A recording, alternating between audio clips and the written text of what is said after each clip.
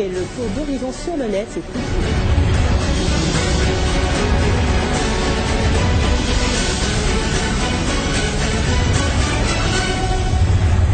Simplement congolais.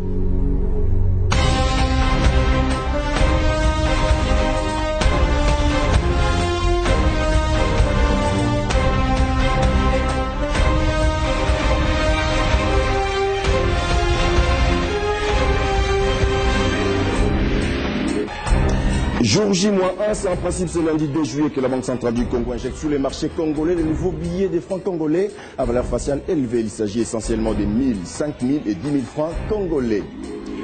Et puis, dans ce journal, nous allons parler de l'utilisation frauduleuse du code 243, une pratique illicite qui fait perdre à la République démocratique du Congo 5 à 12 millions de dollars américains le mois.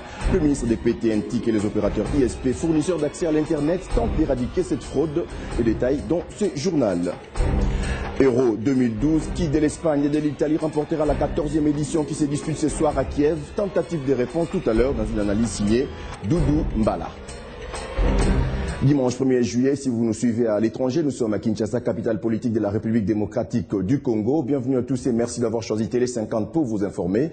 On le disait au sommaire de cette édition, c'est en principe ce lundi 2 juillet que la Banque centrale du Congo injecte sur les marchés des nouveaux billets des francs congolais à valeur faciale élevée. Il s'agit essentiellement des 1000, 5000 et 10 000 francs congolais. Et pour faciliter un bon accueil de ces nouvelles coupures, la Banque centrale du Congo intensifie sa campagne d'information afin d'échanger avec le public, de les rassurer en répondant à ces diverses préoccupations, comme cela avait été le cas en 1998 lors du lancement du franc congolais.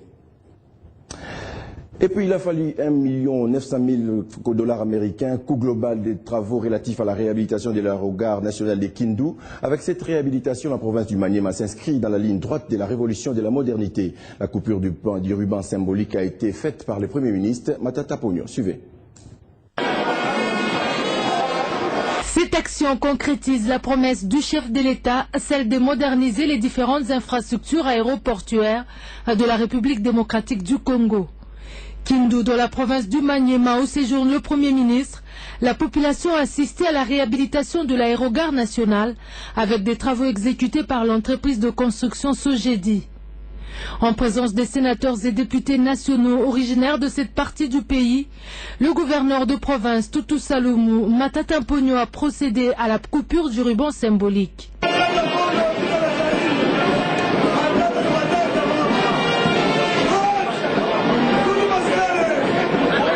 Parmi les travaux exécutés depuis le mois de mars par Sogedi, qui du reste accompagne les chantiers de reconstruction à travers le pays, on note le décapage de toutes les surfaces, fourniture de plafonds et pose des lumières incorporées, construction et pose de groupes électrogènes de 250 kVA, mais aussi la séparation de la zone d'arrivée et de départ.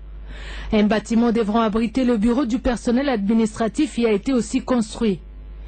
Un aérogare qui répond aux normes internationales car il vient d'accomplir la promesse du chef de l'État faite à la population de Maniema, a enrichi Matata Ponyo. C'est un sentiment de satisfaction non seulement du Premier ministre, de l'ensemble du gouvernement, de l'ensemble de la population, mais aussi un honneur pour l'ensemble du pays parce que ça fait partie du patrimoine national dans le cadre du progrès que notre pays est en train de réaliser vers le succès international.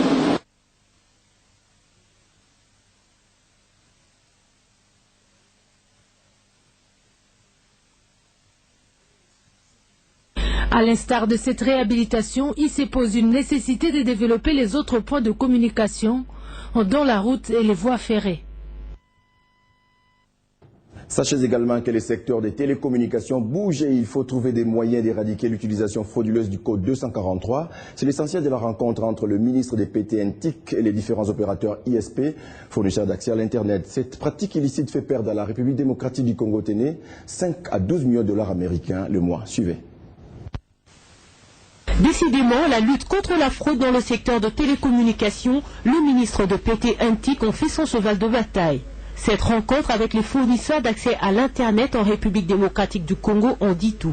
Il s'agissait de trouver des moyens pour mettre fin à l'utilisation frauduleuse du code 243 qui contourne le circuit officiel lors des appels venant de l'étranger. Nous, les opérateurs, de même que l'État, sommes victimes de ces pratiques frauduleuses pour la simple et bonne raison que Les Simbox concernent principalement le trafic international. Et comme vous savez, le coût d'un appel international est supérieur au prix d'un appel local. Alors ces opérateurs qui fraudent tirent bénéfice de cette différence en faisant passer des appels internationaux pour des appels locaux.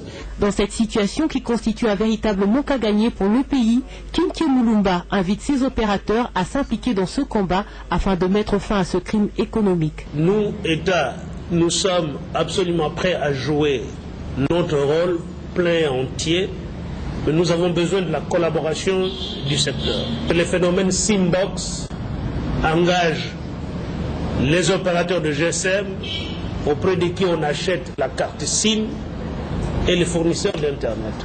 À ce niveau, les responsabilités sont partagées, ont déclaré les fournisseurs d'accès à l'Internet, et ces derniers invitent le gouvernement à mettre en place des mécanismes permettant la localisation de ces réseaux mafieux.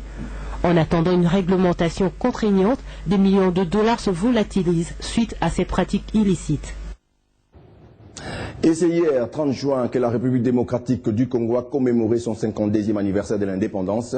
À Kindu, une messe d'action de grâce a été célébrée en présence du Premier ministre et de plusieurs autorités originaires de la province du Maniema.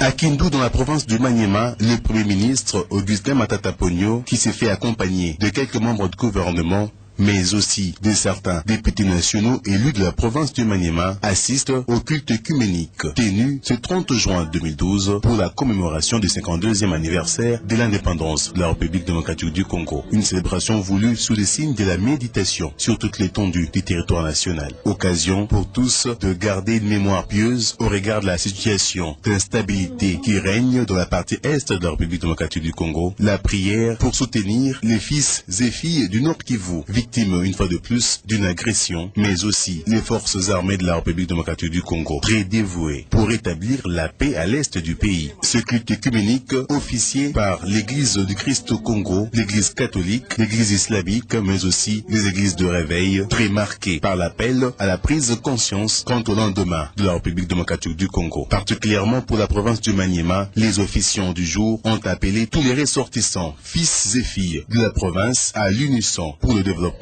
de ce coin de la République. C'était l'occasion pour tous de reconnaître l'effort mené actuellement par le gouvernement de la République pour la modernisation de la province du Maniema. Ils ont émis un souhait que l'élan aujourd'hui visible ne s'arrête pas de sitôt. Ainsi dit, la célébration du 52e anniversaire de l'indépendance de la République démocratique du Congo a vécu à Kindu sous le signe de la méditation. Même la pluie s'est invitée à la célébration en fin de culte.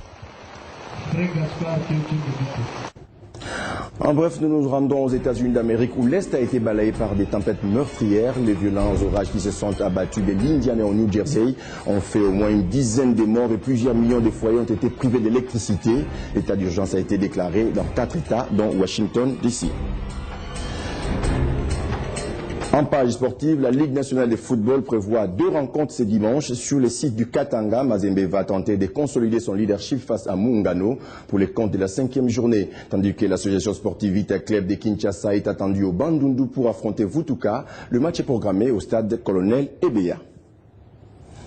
Et puis Euro 2012, l'Espagne et l'Italie se disputent ce soir à Kiev la finale de cette 14e édition sous le coup de 19h45. Les Espagnols champions en titre seront-ils conserver leur trophée acquis en 2008? Tentative de réponse dans cet élément que nous propose Doudoumbala. Et puis on va se quitter avec du tennis, tournoi de Wimbledon de Londres. Le Français Wilfried Tsonga a décroché sa qualification pour les 8e de finale en battant samedi Lucas Lascaux par 3-7-0. Voilà, fin de cette édition dominicale. Merci de votre fidèle attention. Tout de suite, la revue de presse.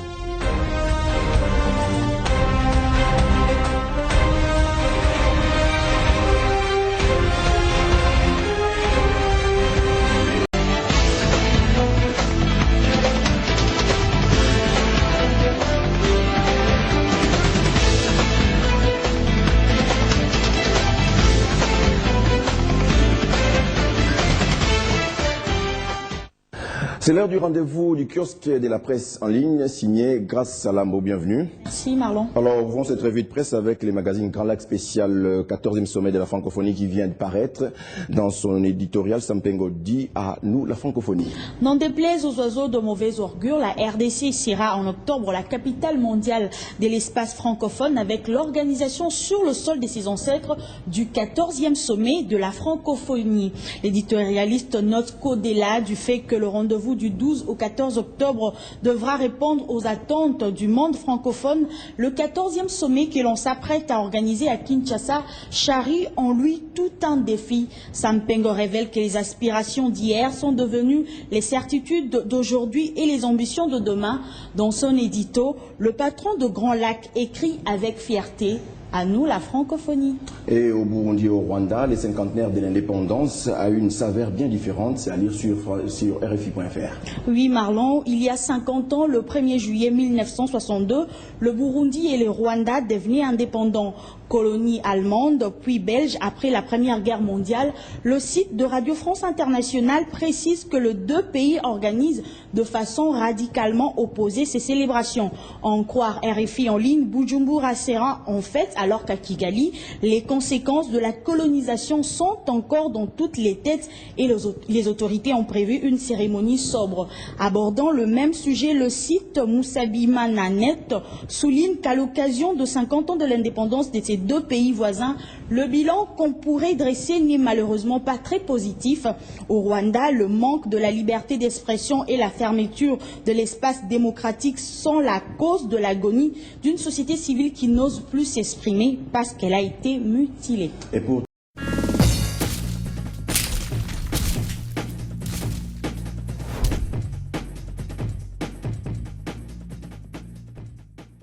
Merci Grand Salama pour cette revue de presse. Je vous en prie Marlon Kachamon. Merci à vous également de nous avoir suivis. L'information continue sur Télé 50. À très bientôt pour d'autres titres d'actualité.